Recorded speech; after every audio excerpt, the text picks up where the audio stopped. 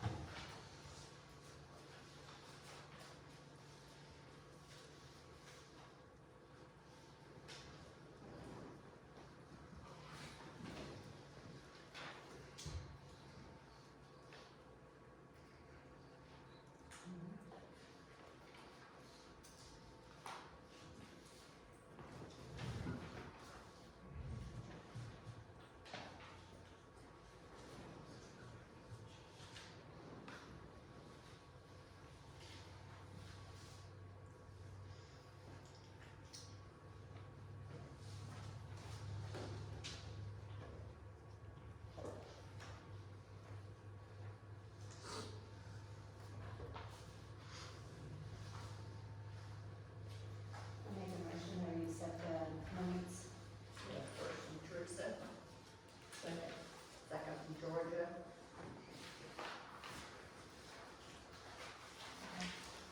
All in favor? Aye. I say aye, all. So moved. All right, now we have, second minute from the meeting of the town of Ingalls on October 30th. That's fast, though.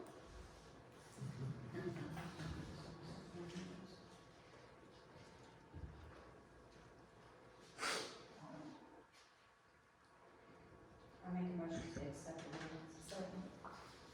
First from Teresa, second from Crystal, all in favor? Aye. That was getting bigger. You weren't there.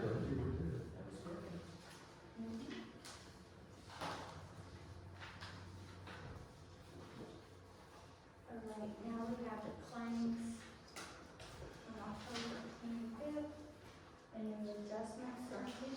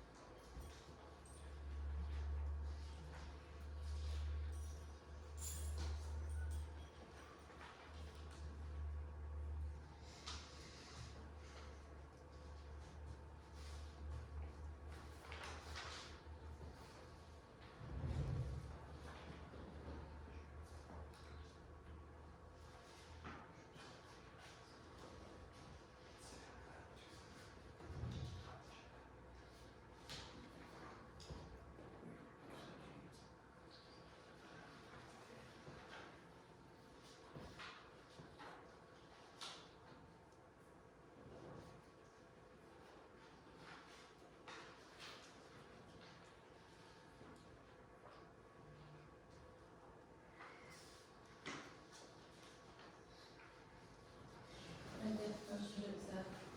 First from Crystal, Second. second from Teresa, all in favor? Aye. So moved.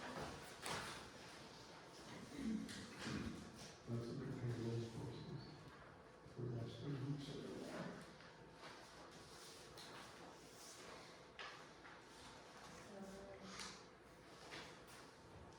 Can we go right to special speakers?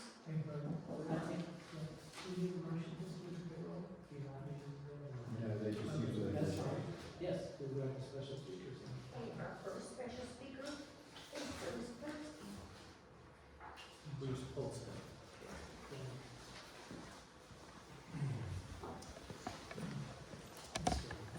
He's swear or affirm under the penalties of perjury? Sorry, the testimony you're about to give will be the truth, the whole truth, and nothing but the truth. I do. All right, and would you give us your name and spell your last name and for the record, please? Bruce Poston, and it's spelled Poston. No, No, well, exactly, that was my point. Thank you for picking up on that. Thank you. Uh, Good having you. First of all, thank you for allowing us, Andrew and I, time to talk to you tonight. The purpose of why we're here is to maybe address some miscommunications that we think have occurred about who we are and what we're trying to achieve. So I guess first comment I gotta say is I feel like we're beginning to be old friends. We see each other so often, and you know, why not? We're neighbors, right? So that's the attitude we're taking as an organization. Our official name is Southwest Regional Development Council of Madison County, Indiana. So we came together last year when there was a development on the county level and worked with the Planning Commission and the county commissioners then to address a housing subdivision that we thought was inappropriate for the area. Fortunately, the developer, for whatever reasons, pulled out of that, and so it still remains farmland today.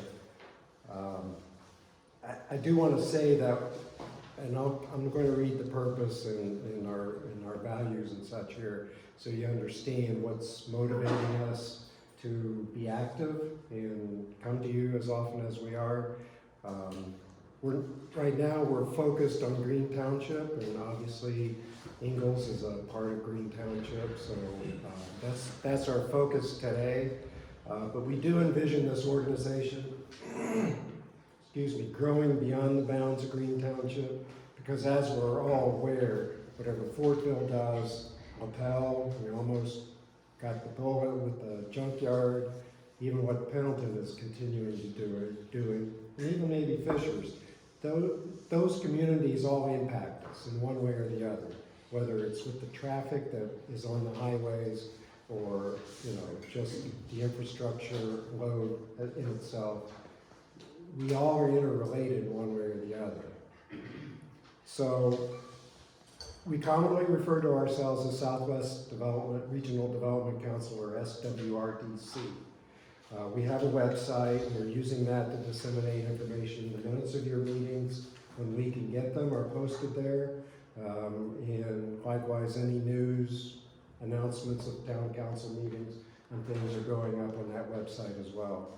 Our purpose is to influence positive and sustainable growth for our community now and for generations to come. And as we define community today, it's for the residents of Green Township, which obviously includes the town of Ingalls. We believe in volunteering and supporting those who want to run for office to help achieve our goals. We believe in developing relationships with local officials to understand what your needs are in terms of what you're trying to do for your community. Likewise, that's what we're trying to do for our community as well. We want to leverage the local business and people in the area that have expertise beyond each one of us as an individual to bring new ideas and investment into our area. We want to look at alternative usage of land, not just for farming, not just for high-density housing, but there's a happy medium there someplace for a lot of this land to be used in that meshes with everybody's needs. And then certainly we do want to preserve farmland to some extent. That's why we're all here. At least those of us in the township came here because it's basically a rural area. We also know that a lot of residents of Ingalls want Ingalls to stay a small town feel. So I think we have interrelated goals. I think it's just how do we get those goals, achieve those, and that's what we're here to do, is to try to have a conversation with you. This forum is probably not the best. It's probably better one-on-one. We had some one-on-one conversations with you after some meetings lately. You, not necessarily you individuals, but that's when we learned there's a misconception about who we are, who's running the show, things like that. So first of all, I'm the vice president of the organization. We have 4 elected officials. Tom Matthews is our president. He's not here tonight, as well as our secretary, Penny Butler. They had some family emergencies they had to take care of. Gail Decker is our treasurer. So together, that's the officers of the organization. We are led by a leadership committee made up of 10 additional people. I'd like those folks in the audience that are here that are part of the leadership committee to stand so you know who they are. And then I'd like to ask the others that are here that are part of SWRDC to stand as well. Okay, thank you. So our mission is to balance your needs with our needs and try to preserve what we all want in terms of country living or small town living. That's our goal.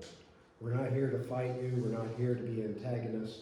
And while I say that, people get emotional. We have members that have every right to say whatever they think. You know, we don't censure anybody, we don't have a spokesperson that is the designated voice of our organization, at least not yet. So, you know, while people will vent and express their anger, you know, you have to let them sometimes. But we're past that point as a group. We're looking for solutions. We're looking to alternatives that may help you have better options for your decisions now and into the future. So with that, I'm going to turn the floor over, if I may, to Andrew Hale, who's going to outline a proposal we're investigating. It's one of many, but this one we think is intriguing and we just want to call it to your attention. So with that, I'll relinquish the floor. Thank you.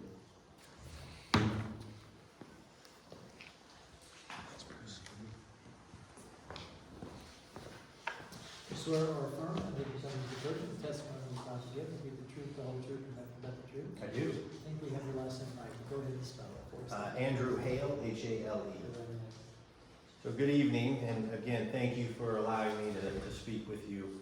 I want to preface this by saying it's a little bit confusing. The goal here is not specific to the Corey property. I'm not here to try to override the Corey property or what you're doing. This is just the means in which I can get the measurements, knowing roughly the dimensions of the property that is being annexed, to do the math to kind of show you what we've been discussing as a group. So just to kind of go over it a little bit, when I say light industrial in that, it doesn't necessarily mean industrial. It could be light commercial, right? And really, the first benefit there is that 70-30. That's kind of the goal that we're trying to achieve. We maintain 70% of farmland, 30% of whatever else makes the most sense. So in this particular example, I just put 5 1-acre plots for residential. They could be half acre, they could be quarter acre, whatever the case may be. And then we've got approximately 5 acres of light industrial, light commercial area that can be used for businesses coming in. And then we maintain about 51 acres of farmland, again, in this particular circumstance. So as a group, we've kind of come together, we've had lots of ideas thrown around, and part of our understanding, primarily from the Planning Commission, was, well, you need to bring us some other ideas. You need to bring us some other people. We can't go out and find these people. So part of what we've done as a group is we've come together and we've thrown ideas around. We have business leaders, we have realtors, we have doctors, we have trash men like myself. We have a whole slew of people that are in this group. And this is one of the ideas that had come up. We thought it probably had the most traction for what we think our understanding is for what Ingalls needs. So some of the benefits, like I said, that 70-30 farm to other ratio, I think is pretty attainable. Numbers specific are obviously up in the air. They're a very ballpark figure. We'd have to kind of get with the Planning Commission and kind of nail down some of what the numbers are that we're trying to achieve with the developments that are in plan right now, and we'll see if we can make that work. One of the key highlights, I think, is it brings business to Ingalls. So sure, we can bring more housing in, But I don't think that we want to be kind of the bed community for Hamilton County, right? We don't want to just put a bunch of houses in here so people can sleep here and then they go somewhere else and earn their money. We bring in some small businesses, and there's a whole slew of opportunity there. And when we say light industrial, that doesn't mean factory. That means, you know, all in-house small business, where you're talking, you know, 25 to 100 employees that work in this small business.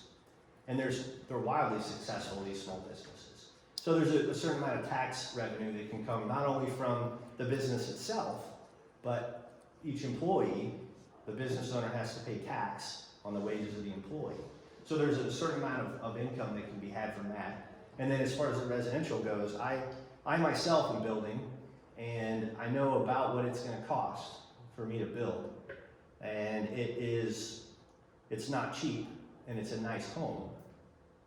And I think if we kind of focus on a larger plot of land and a nicer home, people want it. The builder that I'm using, I brought it up to them. They're very much interested in the idea of larger plots of land with nicer homes on them. So I think it's an idea worth pursuing when it comes to that. Jobs are always a good thing.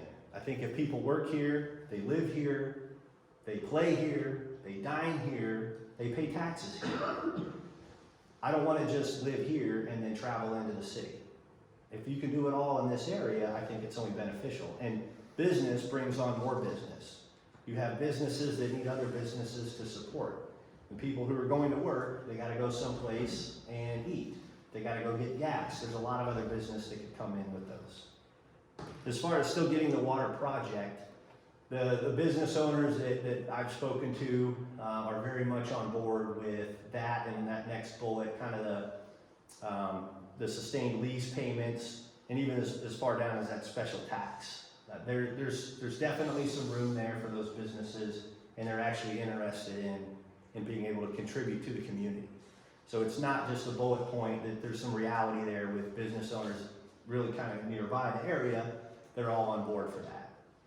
And then low impact on resources, that's schools, that's fire, that's roads, that's EMS, that's all the things that we brought up over the last couple of months. It's a huge reduction on the burden. So you might get a whole lot of tax revenue from, 220 homes or 800 homes in the region, but then a lot of that money goes away when you have lots of fire and lots of police and you gotta hire more people. A lot of that money gets dwindled away. So I think there's, the low impact is kind of a crucial point for Ingalls and really all of us. And then the last bullet on there is really you get the full support of everybody around you.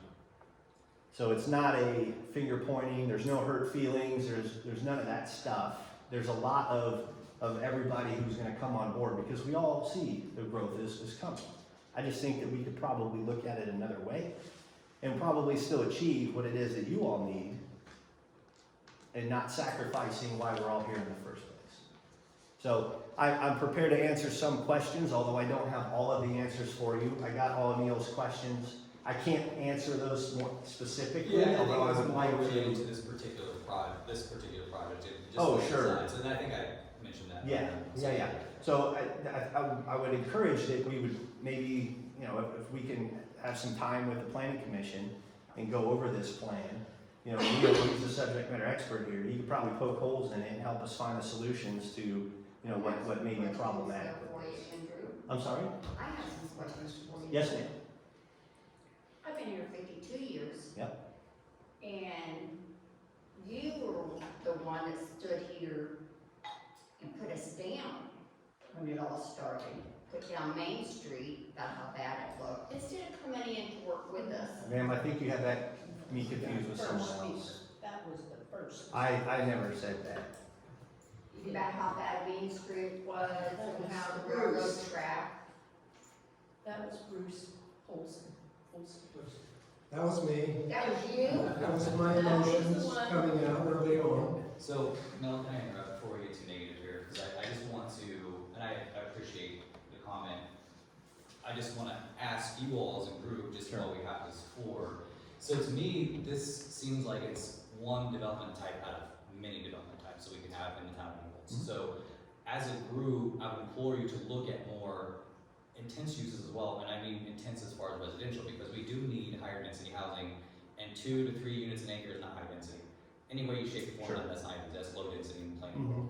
But I think this would work. I like the idea. I wrote it down, mixed use conservation, but I think we can do mixed use housing, we can do mixed use commercial. Sure. And I think that's just one tool in the toolbox. So I don't wanna see you guys think this is gonna be everything in Ingalls either, because I think we have to have a diversity of everything and to be a successful community. Yes, sir, we agree. And again, this was just an idea. I think again, the goal for us is that 70-30, so 30% could be whatever. Yeah. You know, if we're talking 100 acres, 30% can be whatever. Did Penny share with you the development that I shared with her, Serenity? It's in Georgia. No. It's awesome development. It's like a master plan community. I implore all of y'all to look at it. There's a nice website. It's called Serenity. It's SCRENVE. That whole website, amazing. They built the entire development into woodlands. They have all biodiversity in there. It's safe farmland. They actually grow local foods and vegetables and then serve those at the restaurants in their community. So it's such a great example of how you can do a master plan community around farmsteads. Yeah. And as a planner, I love those projects. Yeah. I think one thing we have to realize is I have to balance those, really idealistic communities with the fact that we have existing infrastructure. It makes financial sense for the town to grow homes and residential development along those existing infrastructure routes, because we need customers, we need revenue, we have it there. So that's, Sure. I have to balance the planning side with the We understand. realistic side as well. So I just want everyone to know where I come from as a planner. That's part of my background, that's my training, that's what I did for 12 years. So, but yeah, I think this is one tool in the toolbox, and I don't have an issue with it. Sorry, I'm not there. No, I'm bitter. I'm bitter because of being put down instead of working with us. See what I'm saying? Coming in and putting us down. I'm sorry. No, I apologize, and that was part of what I referred to earlier, saying some people need to let off steam because it's emotional to them. So, I'm sorry, I did, None of I us was. did that to you. We felt unheard. Very unheard. We have heard you for But did you 6 really months. hear us, is what we were saying. No, we have heard you for 6 Everybody months. has got their feelings hurt here. All right, folks, we're trying to keep some decorum, we record our meetings, we can't have people speaking out in the audience, we can't tell who they are, we can't keep it on the minutes. So if you wanna speak, if you ask them, if they let you, you can come up and speak, okay? Just And kinda keep I some understand, civility. I do, and I've been to most of the meetings, and I know some of the things that have been thrown out have been very unkind, and I recognize that. And I hope that the people who have said those things apologize. If not, I hope that they will. I think, again, a lot of it is emotionally driven, and I think that there's a lot of conversation and things that have taken place outside of these walls that have also kind of sparked some of the dissent between the two parties. Can I speak to that? for a Of course. second? And this is for the whole group. I tell all of these people, Plan Commission, Council, BZA, the law is they have to make their decisions only on the information they receive and hear in public hearings. They have been told they are not to talk, not just to your group, but to anyone outside of these meetings, because then if that issue comes before them and they're acting on information that maybe the others don't have, and certainly the public may not have, then that affects the integrity of that decision. So if and when you try to talk to Plan Commission members individually or council members individually, hopefully they do what I tell them, but it's not to be difficult with you or your group. It's the fact that that's the law, and so they are to abide by that. So you mentioned something about meeting outside. And, Oh, not meetings. Yeah, but you in can meet with particular. staff. That Sure. does not go for Yeah. staff. That's only for the official decision-making body. Of course. So I staff, you can have all those conversations. Sure, with all very the good. staff. To piggytail, I've always maintained an open door policy for everyone in your group. My office is open when I'm here, and I'm happy to meet.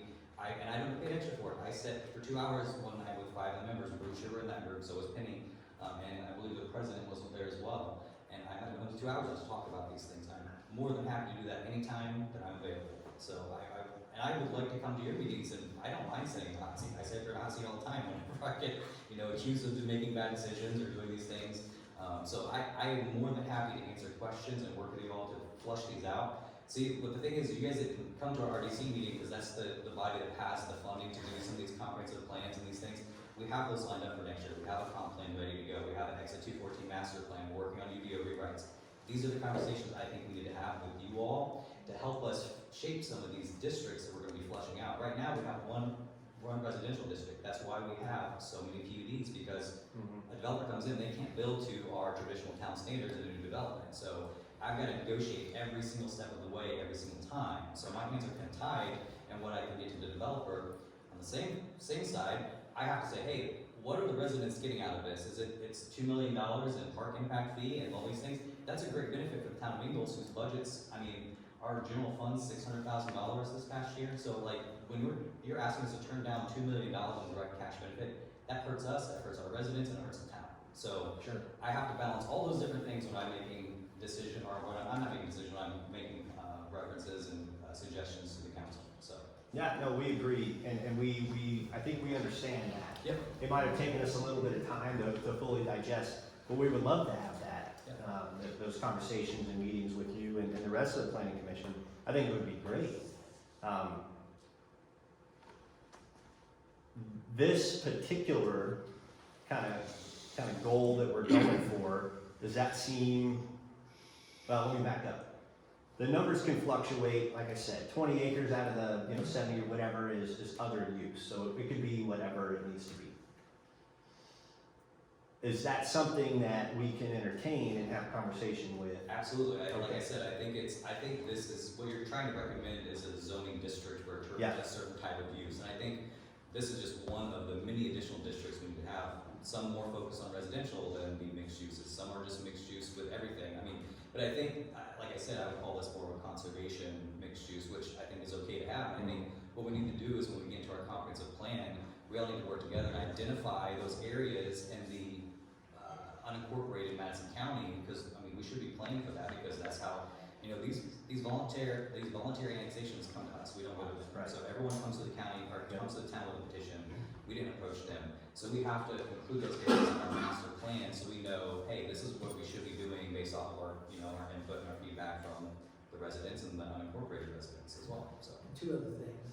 Number one, anytime we're redoing the comprehensive plan, there is a steering committee. And so members, at least one member or more of your group can be on that committee.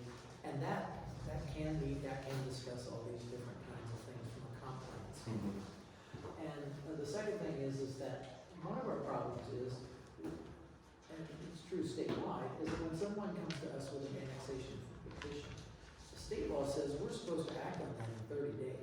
So we don't have months and months to necessarily do it. We've drugged this one out for lots of different reasons, but that's with the consent of the property owner. But the statute technically says we have to do something within 30 days. So, I know you're being reactionary because you can't anticipate, what property's next and what they want to do with it. But understand, we're supposed to take action on that pretty quickly. So the comp plan, and the other thing I guess I would say, and I'm sure this will go through with Neil too, is that the comp plan is just a guide. It is not set in stone. It's just suggestions about what to do. So when someone comes and wants to rezone a particular parcel from something to something, yes, state law says you are to look at the comp plan and take that as some guidance, but it's not the be-all and end-all question. And a lot of people, because I've sat through these for 40 years, when they're rezoning, people say, well, this is not consistent with the comp plan. And they're right, it's not, but that's one factor to consider, not the only one. So just be aware of that when the comp plan gets rewritten, or until it does, that's what the comp plan is. Okay, I appreciate that. That's good for us to know. Is there any other questions that I can answer for you? I'm sorry, I got the wrong person. I did have one question. Where did you get what was your basis for the ratio between farm and other? The 70-30? Yeah, where did that come from? Is that some study somewhere No. that's been done? No, it wasn't a study. I think that we were looking at, again, this just particular area and what made the most sense compared to the rest of the surrounding And community. you have to keep in mind, and I know it's hard, you have to keep in mind that that property owner, or whatever the property owner is, Yep. they have certain rights too. Of course. And we can't just run roughshod over those We and talked say, about oh, that. wait a I minute, agree. you can only Yeah. do this because we've done certain things. So Yeah. it is that balance that Neil's already talked about. Yeah, no, and we've had that discussion at length, that Yeah. we're not here to, poo-poo anybody's plan, and we don't wanna take, something away from somebody. Because it's their land, they have the right to do it. Right. We're just hoping that we can help shape how the growth will look in the future. No, I think it's all important to have those conversations, open dialogues, and again, like I said, I would be more than happy to come to your guys' group and have those conversations, because I think this is gonna help us inform our decision making when we come to creating those new districts and those new regulations and, and standards, so. I just didn't want you thinking that these people weren't willing to talk to you, because probably some of them would like to. But if they do what I advise them to do, they won't outside of a public meeting. So Okay. I just didn't want you to think they were being snooty or snippy or anything Okay. like that. I So, appreciate it. yeah. So what are you, again, this is kind of theoretical in nature, as far as business growth in Ingalls, is that part of what we're looking at? Absolutely. Growing.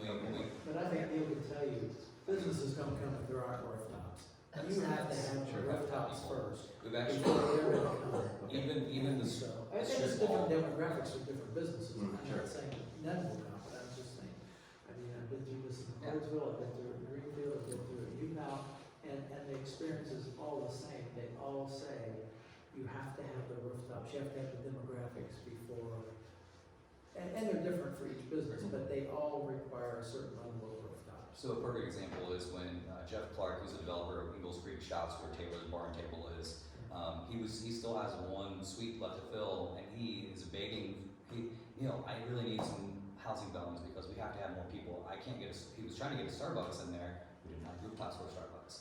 Every time we find someone to try to look at the pilot station for a new grocery store, which is something I think everyone in this room wants to have closer to home, don't have the rooftops to support it. So, again, it's one of those things, we do need to plan for housing because we have to have it in order to get the things that we want, those amenities. Otherwise, we are gonna be driving Fishers for everything because we can't get them here, so. It's always a push and pull. Yeah. I have a question. Are those 5 properties up there, are the ones that butt out to your folks' properties, and that's what you wanna see in front of your, Not necessarily, ma'am. I don't live here. It was just my very crude drawing on where approximately they would go. It's very fluid. They could be tucked back into the cornfield, or, the businesses could go all the way to the railroad tracks. It's kind of it's playable area. that railroad track is gonna stop a lot of industrial or anything else back in there. Everybody knows that. I mean, that's just, we can't even do proper crossings, let alone have some kind of a big business that's gonna cross that track. It's just impossible. Yeah, I think the intent with this particular one was smaller business that doesn't require a whole lot. Just kind of an in-house business. Again, smaller businesses, less than 100 employees, less than a 5-acre footprint, something smaller. And I think the big takeaway is that 70-30. To me, that's how you're framing the development of this particular district, is the split between the usage of the parcel. That would be ideal. That's my. Of course, inside of our own bubble here. Yeah, so that's kind of where I see the biggest, and I think that's how you can work, you build the intent of districts off of those types of things like that. You want to hire, preservation of farmland with additional uses permitted on those particular districts. Yeah. So. I just didn't know if it was rationale or something. Yeah, I just had a quick question. I think you said at the beginning, but I might have missed some of it. This particular parcel you said you used for your dimensions. I Not did. specifically, we already know what's supposed to go there, but. Yes, ma'am. And I honestly don't know if that's the exact spot or not. Because all I did was pull up GIS and I started measuring. Okay. And I got 73 acres, and then I started making smaller boxes and tried to make it look that 70-30. Yeah. So I'm not asking to replace the Corey property with this. It was just the easy button for me. I have another question. Just future, looking forward. We Yes, don't know what's going to come to us to be developed at any point in time, so just asking before that happened. We have all of this land up, we're up by the 69 border, anything can go up there. A lot of it's industrial right now, it doesn't mean that's the way it's going to be. With everything coming in from Fishers and Fortville, building up, that mixed use, you're using that word, but that can also be shopping with apartments on top. Is that gonna be something that if Ingalls had that opportunity that you guys would be against? Cause that's another form of living, but it is not houses. I wish that I could speak for the entire group. I can tell you personally that as long as we're maintaining that 70-30 ratio, Yeah. we're probably open to it. It's just the density surrounding us, 360, where all the farmland goes away, and then now we're in a city. That's really kind of the gist of it.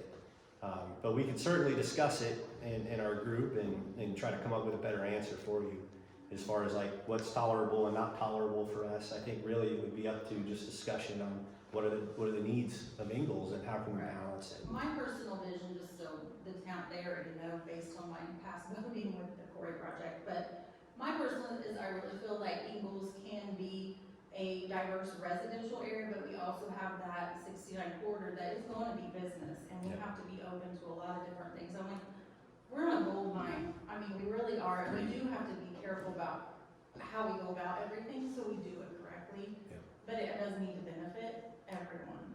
But I just know that what you're seeing coming from Fishers and all that I used to work down there, but I hadn't been down there in a while. And Fishers is just high rises, and I'm like, what happened here? So I don't necessarily think we're looking at that, but those kinds of things could come here. So I just, maybe that's something you take back that you guys discuss and see if you have a feel for what you want. So if that does come along, or we can just have an open discussion before or something like that, because it could come. And that would be my suggestion too, because we're working with the county right now on land use projections for our road impact fee right now. Maybe your group takes a look at all of that unincorporated area. Where would you like to see higher density residential? Where would you like to see some of the maybe apartments over commercial mixed use? Where would you like to see more of the farmland preserved? And I'm fine if we need to go to a 100% farmland preservation. I think that's just, again, it's another district type we can set aside, knowing that the farmer can always come and sell property or request rezone and all that fun stuff. Right. But I think identifying those key areas from your group based on what I have is probably the best starting point, because then, I'm working with my own assumptions of what's gonna go here, what makes sense for the town. You're probably working from a different perspective, and where we kind of meet in the middle and say, okay, well, this makes sense here, this doesn't make sense here because of X, Y, Z. Yeah, So, no, that would be great. It kind of sparks another question. Is there a number that we're looking for as far as homes to business? Is there a ratio that you're trying to balance? I don't have a set ratio. I can Okay. tell you our population projections from our park impact fee study was that we're gonna be at 12,000, 15,000 residents in the next 10 years. So Okay. we're going from 2,500 to 12,000 in the next 10 years. Okay. And that's based off of buildable land. That's a pretty conservative growth estimate as well. So if we fully build out all the land that was available for development, we make 40,000 residents. Okay. in that unincorporated area with the time limits. So would there be a stomach for forcing that number to be lower? Well, that's what I think we need to Okay. get at with Okay. I see. choosing where we wanna have Yeah. residential, where we wanna preserve land, where we wanna preserve farmland, and I'm Yeah. fine with that, and I think the council's okay with that too. So long as we know we're not having to spend money running, $600,000 on a water line out to serve 5 residents, because that's just not financially feasible for us. Sure. So we want, we're probably gonna focus on when we have our existing water, plain water, and those types of things, since that is our one utility that we have. So could we build in the development plan that ratio? Is that something that is doable? And then if I'm a business owner and I can pull your development plan and I can say, oh, okay, this is actually a place that I would come to. That's an accomplishment. Yeah, it would be, Okay. yeah, it would be complicated, yeah. So we can build that out with ratios. And then I guess the second question is there I think there's a market, but is there a market in Ingalls' mind for, half-acre houses in areas? I absolutely think there's a place in Ingalls for those Okay. types of development, so. Okay. Granted, knowing that we have housing affordability issues, you spoke to that a little bit, Yep. just on the price of just a standard home. I mean, Yep. the starter homes that we're looking at between $300,000 and $400,000. That's absurd. That outprices, you're talking teachers, you're talking firefighters, you're talking police officers. Right. So if you want those people living in your community, you have to find a way to provide housing for them, right? So, yeah, but I think, again, I said this from the get-go, I think housing diversity is key to a thriving community. So I think all the way from 1 acre, 2 acre lots, all the way down to quarter acre lots, or even some of the multifamily type things, just because we have to have housing for everyone. I think it's the only one in town, probably that huge house, like in the. Oh, yeah, it's Not Fulton Street. It's 650, it's the one that, What about just the one out here? well, there's the Rickers house, that's like a Oh, yes. $3 or Right. $6 million Yeah, house. okay. Yeah, there's a few, It'd be nice to few see. big money That's houses the one that's around. overlooking the sewer plant. Yeah, so- They will. And I think there is definitely room for those types of developments in town. Absolutely. Okay, Okay. well, again, thank you for your time, and, I yes, have a ma'am. question. Sure. Has anybody from your guys' group actually came in and looked at our plan for the downtown district? That's a good question that I am not prepared to answer. I don't know. I have not personally, but I don't know if they have or not. Okay, because we have mock-ups in the lobby here. They still there? Yeah. That we Great. have mock-ups of what I'm we, learning all kinds of stuff as tonight. a town, want to see the downtown area look like. Yeah. And 67, what we want it to be like, Mhm. and we're not fishers. We cannot afford it without We the don't, money. we don't wanna be fishers. Well, We don't want that. Nobody wants that. We don't wanna be Carmel, we don't wanna be No. fishers, we don't wanna be that, but we don't have that kind of cash to do. So a lot of those That. improvements are dependent upon development to. Of course. Yeah. spur them, right? So, We want the businesses, and that's what we're trying to do with trying to get stuff going for the town, trying to get people to come in and trying to see what we want as a town and what we're trying to plan. Mhm. Festivals, parties, movie nights, all this stuff. Yeah, We want people to be able to see what this town is and what we want it to be. But nobody, I don't think anybody from that group has actually come in and looked at our vision no, of I'll downtown. be honest with you, I don't think we even knew it existed. So Yeah. now, again, now we're learning stuff. Whether it was or not. And I'm sorry? that's I what, don't think anybody cared whether it was or not. No, we absolutely cared. We've always cared. I just didn't know that it existed. Or is what you want. Not town, and that's. I've seen them all, I've looked at everything in there. Okay, Can't tell Those, nobody. and those mock-ups we had our residents come in and sit in two different, and put in what was most important in the, right, the trails and the things that they wanna see first. Where are we going to put our money first? yeah, And the residents chose, and we're going by that, so. great. I mean, we Yeah. are opening that, and you guys are welcome to see that. I mean, you're not getting that information because you're out of town. Correct. But we need to do a better job in working with Well, and everybody. now that I know about it, and it's my fault for not knowing, we'll absolutely, we'll have these discussions, and I greatly appreciate the open discussion. I've learned quite a bit from you all, and I do appreciate that. And I look forward to working together, and I think that there's a path to what we all want this to be. I think it'd be pretty awesome if there's business cards going out, here's my business, Ingalls, Indiana, on the business card, and it becomes a place where people come. I think we can get there. That's what we discuss often. and that's another thing, is that we want our name being put on stuff. We Ingalls can't being even put get our on name stuff. on the I interstate. remember you We mentioned that. cannot get our name on the interstate. Because you did it illegal. And we're having to pay for it. We have to pay for a sign to be put on the interstate. That's ridiculous. Yeah, we're trying to get, and a lot of people don't understand why, like, out there has Hamilton address. I mean, right across the highway, where we have Hamilton all part of Ingalls. It is a post office nightmare, Yeah, it's, because we have to have a post office within so many, yeah, and it's, Well, it's the same issue with Fort Bill 11050. I think all of you are Fort Bill, even though you don't live in the town of Fort Bill, right? So right. I technically have a Fort Bill mailing address, and I live in Fisher, so it's just the way the post office is run. I will say that we've been working as businesses do come to town, even though they're Pendleton, Indiana. I'm like, don't advertise yourself as Pendleton. Your mailing address is Pendleton. Advertise yourself as Ingalls. And the best example I can give is Taylor's has done a great job at that. They actually they have a sandwich that's Ingalls chicken sandwich, because I said, hey, don't market yourself. Where should I put people to mail or ship stuff? Definitely put Pendleton if you want to get your mail or your equipment. But yeah, It's so even like Ziggy's,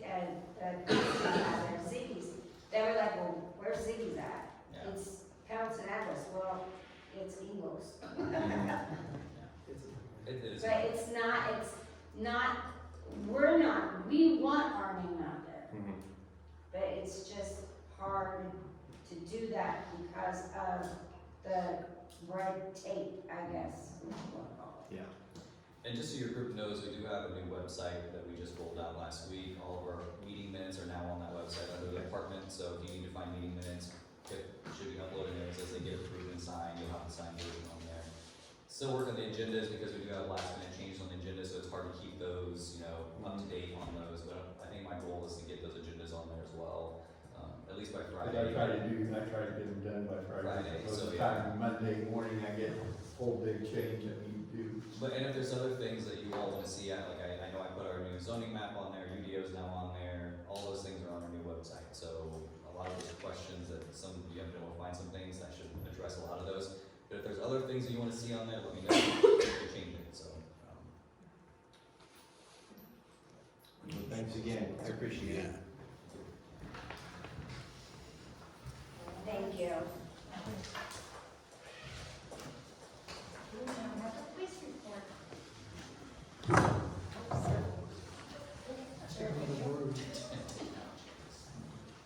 want to take a chair with you, Chris?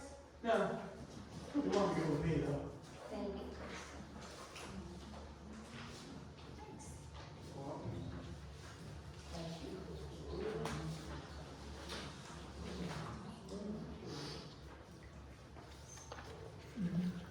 In September?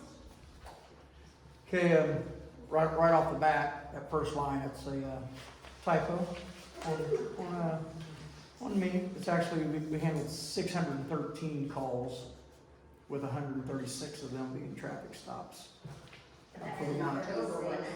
Excuse me? September or October? Was it in October or September? It's September. Well, October actually, yeah. Look at the October figures, that's what we're looking at. Which was 613 to 136.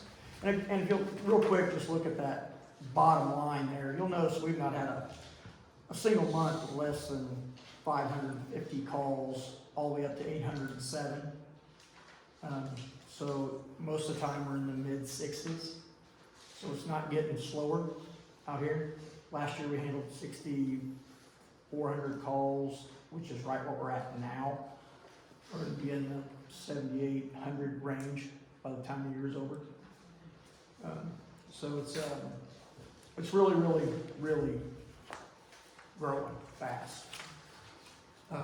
With that said, all officers worked the required hours and attended all mandatory training this month. Our new reserve that you approved at the last meeting, Jacob Betts, lo and behold, I told you guys we were struggling to find a pre-basic. The very next day, Chesterfield put out an email that they were doing one. So he is in their pre-basic right now. He'll graduate from that on December 2nd, and we'll get him going on his training.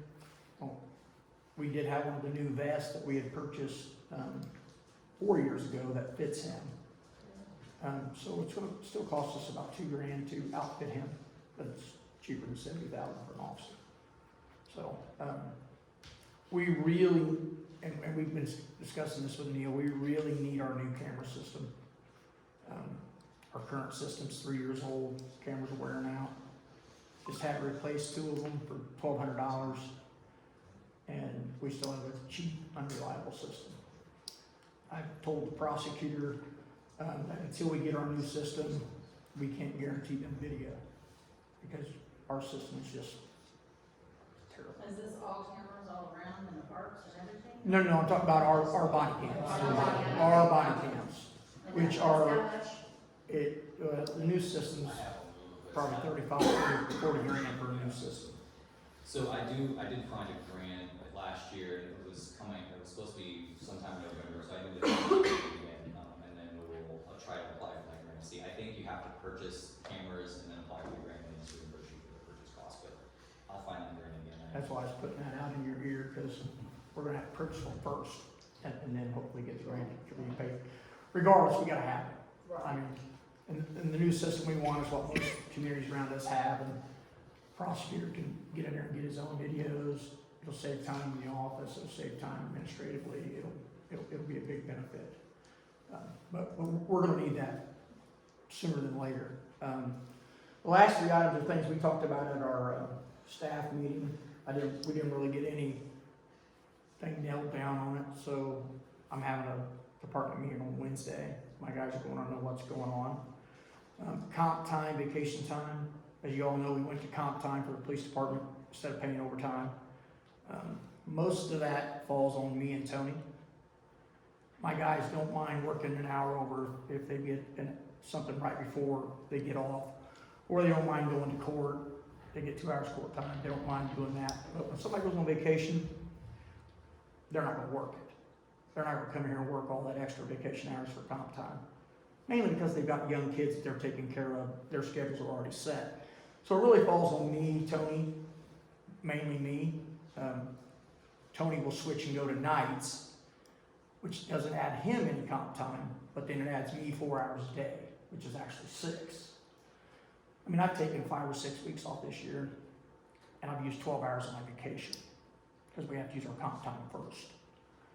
So I've still got close to 400 hours of vacation. We can only carry over 350.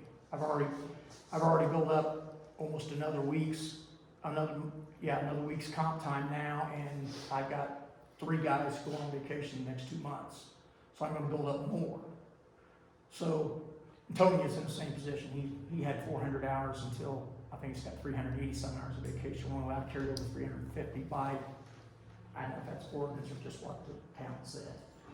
But I'd like permission for us to carry our time over. We shouldn't get penalized and lose the extra hours because of that. And I think, I talked to Neil that we would pay comp time out at the end of the year. Guys wouldn't just lose it. Yeah, and I think according to our employee handbook, we're supposed to have comp time, but I don't think it's supposed to be once a year. I think it's supposed to be after so many days of It was keeping supposed to it. be 80 hours. Yeah, I can't It was remember. supposed to be 80 hours. Once you get up to a certain amount, it's Yeah. supposed to be 8 out. So. And all my other guys are well under their 350 hours for carryover. It's just me and Tony that have that problem. Yeah, and we would rather keep our time, because Neil said, you know, and we understand the reason for that 350 is so you don't have an employee that quits, and then you got to keep them on the payroll for 4 months. Right. But me and Tony, neither want to go anywhere unless you folks decide different. And we'd rather keep our time. Okay. With that said, holiday pay, me and Neil have this discussion all the time. We don't argue about it. But like Neil, what, you got 17? 17. There's 17 holidays that Neil feels like everybody should get. And I mean, I do too, except for we're a little different animal. We're 7 days a week, 24 hours a day. So if you ain't scheduled to work on that holiday, I haven't been paying you for it. It's not fair to the ladies in the office or anybody, or Carl or his guys, when they get that holiday off and they get paid for it. Where if my guy's not working it, I shouldn't give him 12 extra hours on top of his pay. He shouldn't get paid for 60 hours that week instead of 48. That's my thought. Now, if the council thinks everybody should get 17 holidays, I'll pay them 17 holidays. But I think most police departments, Greg probably vouch for that. You know, if you ain't scheduled, you ain't on schedule, you ain't gonna pay your holidays. Well, when you kind of I thought we could address that mostly with the non-essential versus essential holiday schedule. So essentially, you know, if the town's closed on a Friday, maybe an officer doesn't work on Friday, so it's taking a holiday, but he works on a Saturday, so instead of taking on Friday, it would be that Saturday holiday pay versus the Friday, that's like, See- but it makes it more complicated, it's more complicated because it's trying to plan Yes. for essentially two different schedules and two different. Yes, and like Tony, both the holidays this week, because his work schedule, he didn't work the day of or the day after. So Tony got no holiday for this week. Another guy's got 12, Sean got 24, because he had, and I got 16, because we had 2 days of holiday. You know, and Tony didn't get any holiday because of that. My suggestion is if you want to pay us 17 holidays, pay us January to June in a check. So it don't matter if you work or you don't, you've already been paid for your holiday. If you take off that holiday, you gotta use PTO. And then pay the other half, July to December. So everybody gets 17 holidays. That's my suggestion. I don't know if that's feasible or workable or smart, either one. Okay? I'm confused. But we need to figure out the holidays, is what I'm saying. We wanna pay guys 17 holidays, let's pay I'm them so glad 17 you holidays. guys do that. Make any sense to you, Carl? Yeah. I just don't like the idea of paying guys extra when they're not getting extra. Now, if we work, of course, we get double time, because we work our holiday. I got lost when Tony wasn't getting any money. Oh, yeah, well, Tony didn't work the non-essential or the essential holiday, because he was off. The way his schedule worked, and so he doesn't get any holiday, which that didn't go over well with Tony, but. So we need to figure that out, how we need to do that. That's up to you guys. Okay. Yeah. Don't even try. When we get the new holiday schedule, we can talk about it then, but I want that in your ear. Also, longevity pay.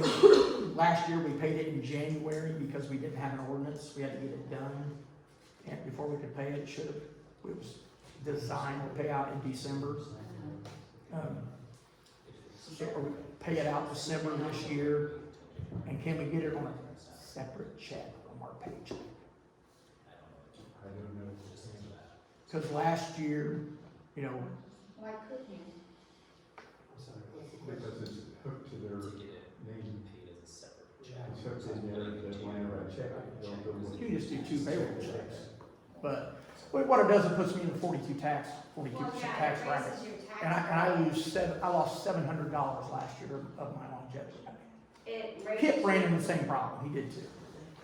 It raises you into a different bracket on that check. Puts you in the very top bracket, 42%, Right. me and Kip. So, you know, literally lost $700. Yeah. I don't wanna do that again. Well, that's what happened. I don't know how you, huh? That's what happened again this year then. It is if it's paid in one check. In one check. In one check, okay. Yeah. They were supposed to talk with somebody, Neil said, to ask if that's feasible. If we can do it, it's Janet, we have a meeting with Janet in December, so that'll be after that, December 1st. So, yeah. We would like to figure that out as well, so. Because it's,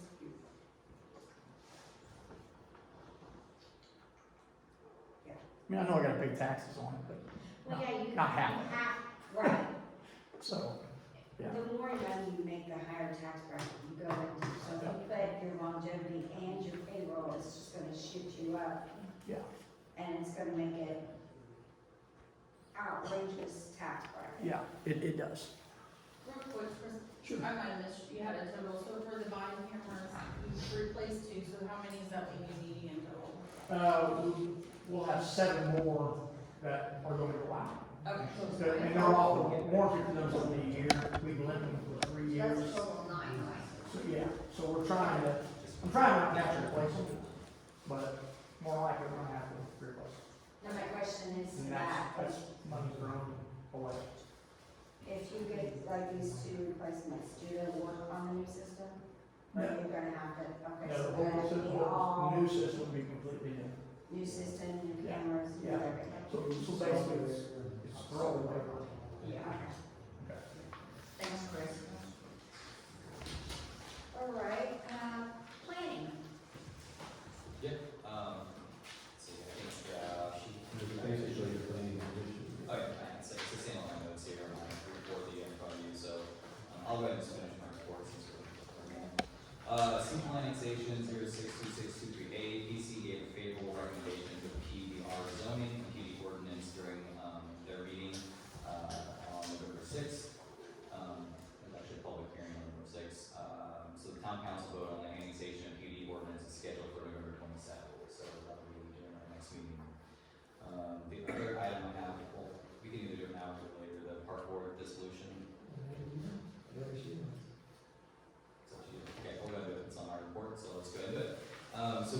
process, if you remember, 180 days ago, to dissolve the park board because we really haven't been functioning with a park board, so we've been functioning without a park board,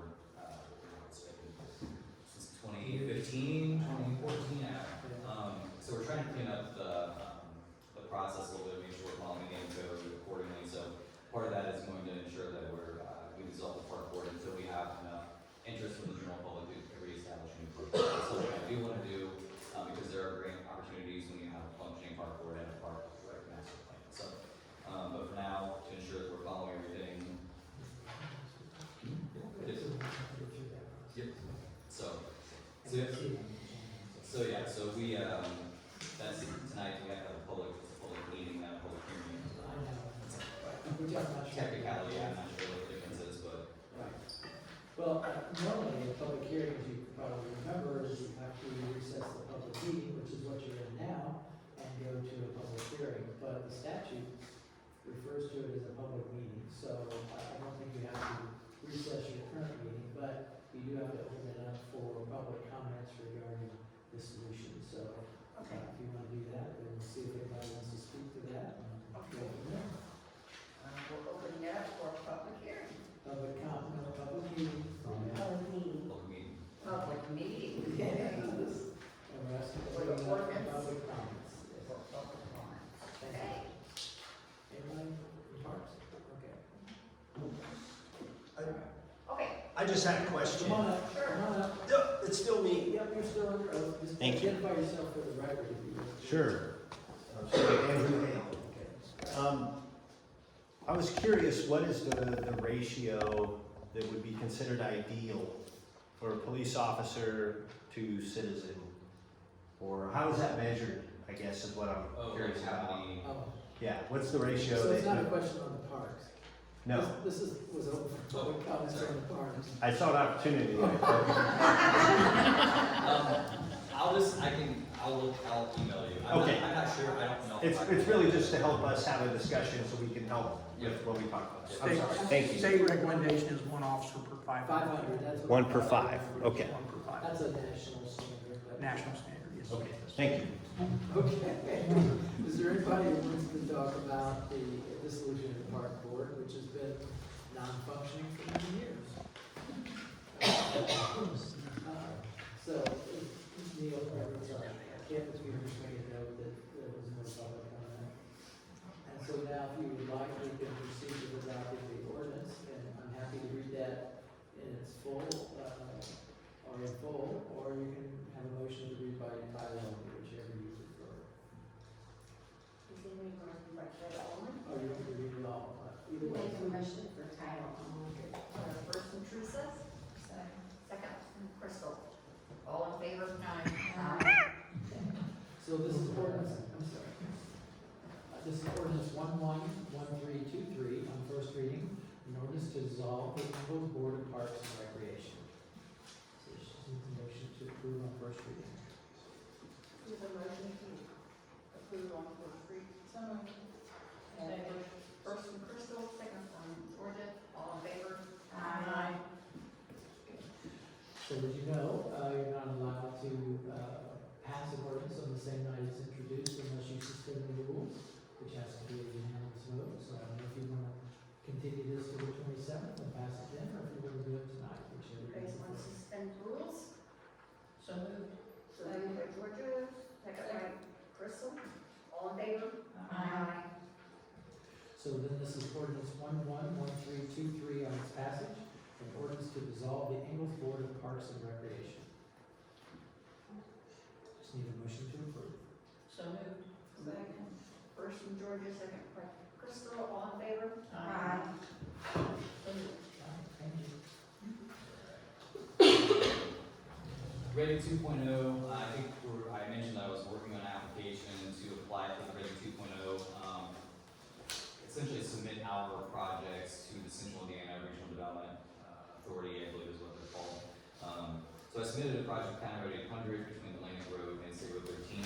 As you know, we've been working on a design project for that. That project, engineers estimate that to be around $16.5 million to do that project. So I submitted for that project. I also submitted for the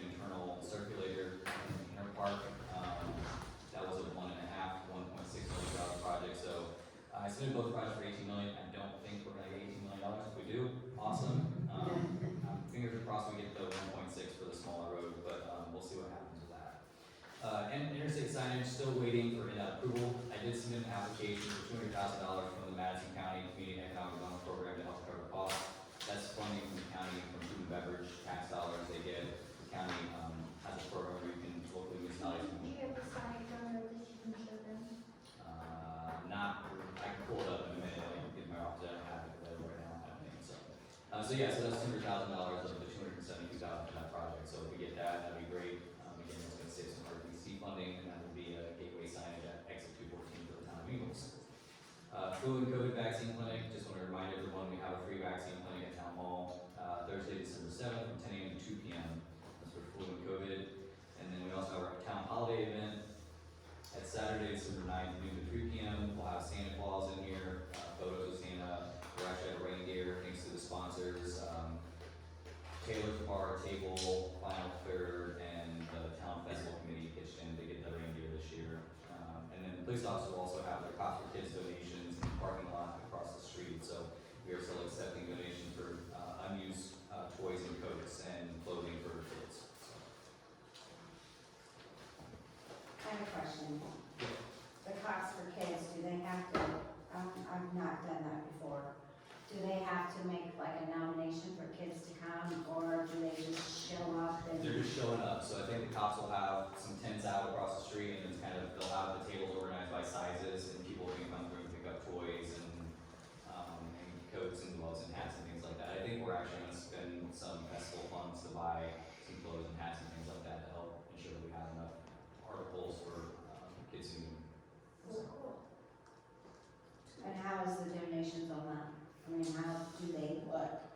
Oh. Do we need more Yes, donations? we need more donations, yeah, we have the box in town hall, and it's pretty slim pickings right now, so. Yeah, so we get more donations, the better. And I think also the cops still have plenty of funding in their program for Cops for Kids program and Coats for Kids program, so I think we're gonna try to pull some out of that for purchasing some, so. That's something you could post on inquiry saying that they could use some gifts on there, Donations? donations. What is it? On your. On Facebook page. Oh, no, I don't. She's asking if you can post it. I can post, oh, you already posted on Facebook? Yeah. Yeah. Just send me the Yeah, stuff. well, Email me the stuff. Okay. I'll do that. Okay. Do we have a flyer made up that we can go and post it? I created, it's different because it's the same as our Santa event, so we have the holiday event, so it's kind of included in that one holiday event, but I made a separate one for just the Cops for Kids donations, so I can use that one. Okay.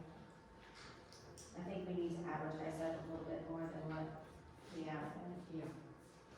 Push it, bring it back between now and then. Yeah, for sure. Some positive.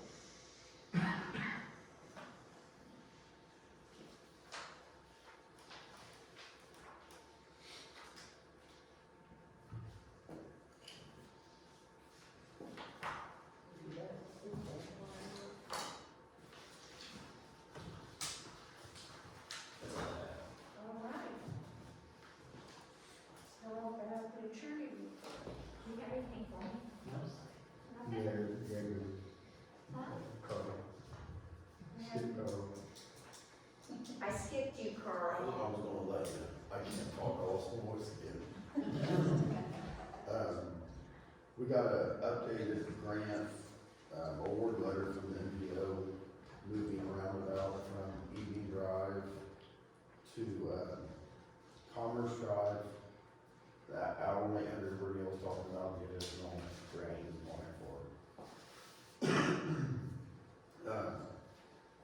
And they're also adding another roundabout at Midsummer Drive, so that corridor from 13 to Atlantic will have a total of 3 roundabouts now. So we're trying to figure out the best way to move out there. All the traffic study discussions have been dealt with. Everybody's on the same page finally. It was very long. I saw you guys out today with leaf, picking up leaves and stuff. Now, Yeah. When do you do that again? We do it almost every day. Almost every day. Yeah. they see more than 6 piles, they hook up, and, they were gone all day today. They did not come back to the shop. Everywhere I went, they were out Yeah, playing. Seth and Alan have been working their tails off, Yeah. and they're doing a really good job. The park bathrooms will be winterized in the next 2 weeks. Depending on when rain can get to them, we'll get them done by December. And we'll put signs out to close them for the year when that happens. All the trees, the 25 trees that we got from the, county grant have all been planted. Have water tower on 800, maintenance building, both parks, the right of way next to the, railroad tracks here in town. And hopefully, we've been watering them every day, so we'll see how many live. They told me that. Yeah. And that's all I have. I have a question, follow up from that text I was thinking with was there any vandalism on the bathroom? Okay, There was no- alright. Anything, Crystal?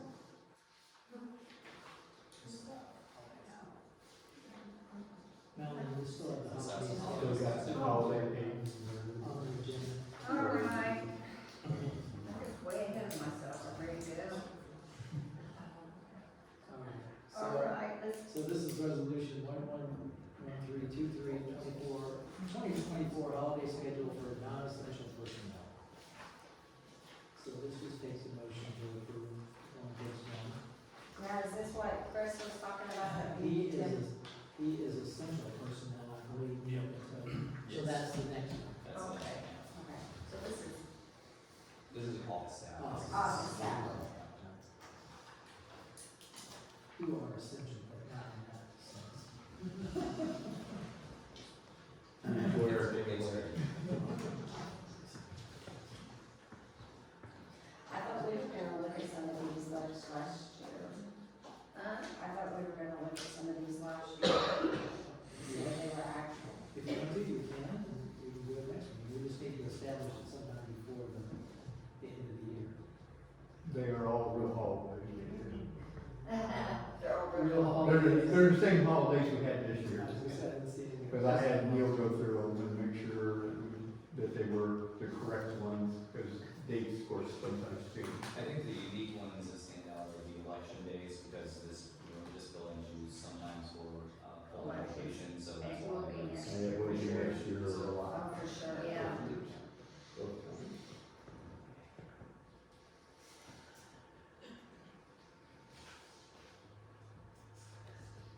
You guys give me 7 off.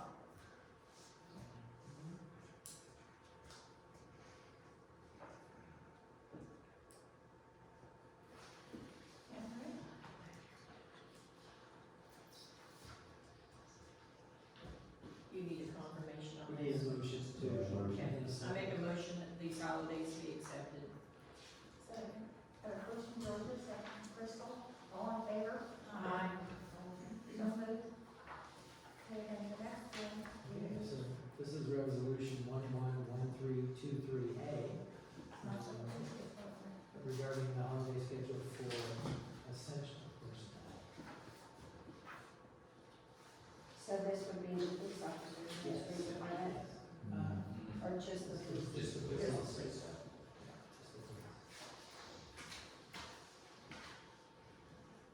And maybe the first. And these are the ones you want us to look at, Chris?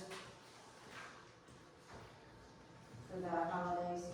I don't think it's a question so much about holidays, but how it gets It's paid. Yeah, it's just a question How of, it gets paid. you just approved 17 holidays for all the police officers, but yet all police officers don't get those 17 holidays.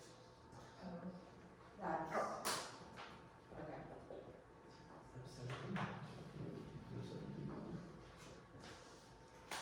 Of course, I understand that, but they don't.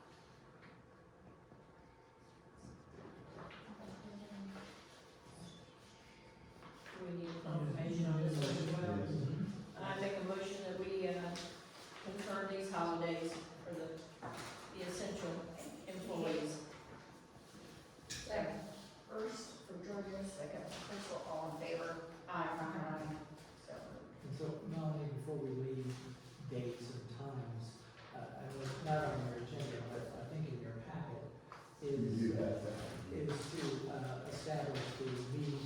times next year for the council, the, planning commission, and the board of zoning appeals. So I think you have those in front of you, so you would need a motion to approve those dates. And then Kip can send those to the newspapers, so then we're legal with regard to those meeting dates. We need to change one of them right off the bat.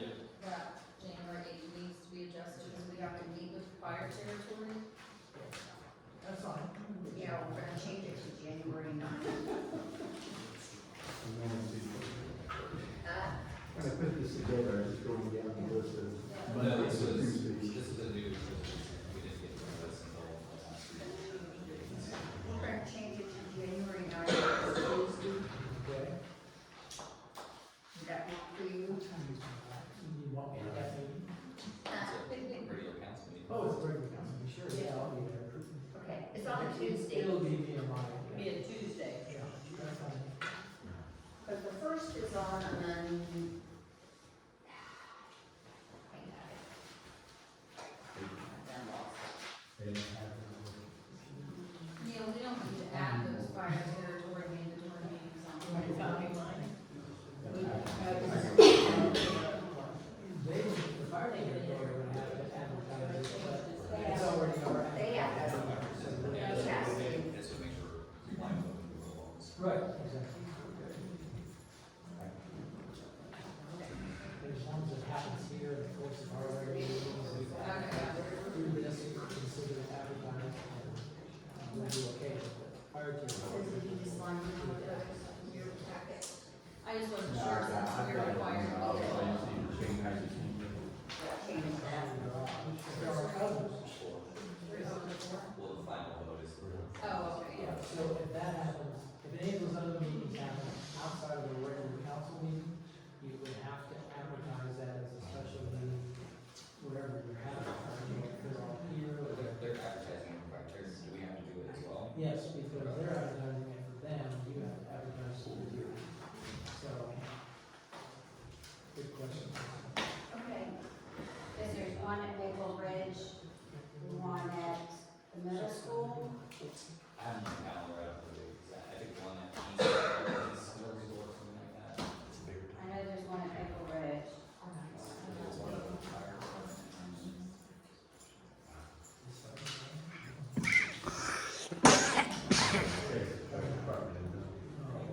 One's at Maple Ridge. One's at the middle school. Well, since Justin's not here tonight, let's Someone's make sure at that we these. And then the last one's at the fire station. So we should postpone this. No, No. no, because this doesn't, those are special I got meetings, you. those are Okay. the side, this is just a list of your regular council meetings, regular plan commission meetings, and the regular BZA meetings. So, if you have meetings outside that, they would be advertised as special meetings. Okay. And they have to be advertised and posted 48 hours in advance